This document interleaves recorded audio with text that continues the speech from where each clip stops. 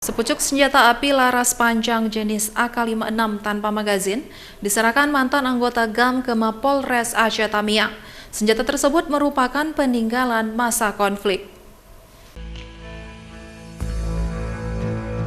Mantan anggota Gerakan Aceh Merdeka berinisial AP, 40 tahun, datang ke Mapolres Aceh Tamiang untuk menyerahkan sepucuk senjata api berjenis AK-56 miliknya kepada petugas kepolisian.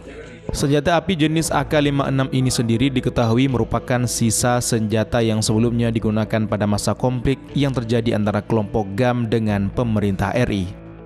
Usai perdamaian yang terjadi antara GAM dengan pemerintah RI, senjata AK-56 ini masih tetap disimpan oleh AP di kediamannya selama hampir 18 tahun lamanya.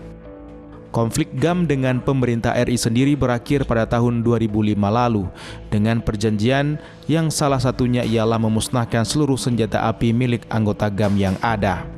Kapolres Aceh Tamiang AKBP Muhammad Yanis mengatakan mengapresiasi adanya inisiatif seorang warga yang menyerahkan secara langsung sisa senjata api yang sebelumnya digunakan pada masa konflik di Aceh.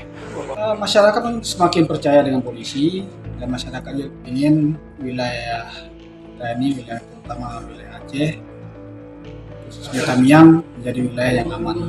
Yang diserahkan pada hari ini satu senjata tanpa magazin, jenis senjatanya AK-56 tanpa magazin.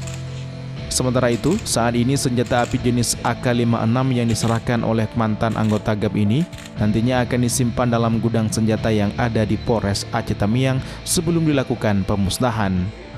Dari Kabupaten Aceh Tamiang, Muhammad Alfi, iNews melaporkan.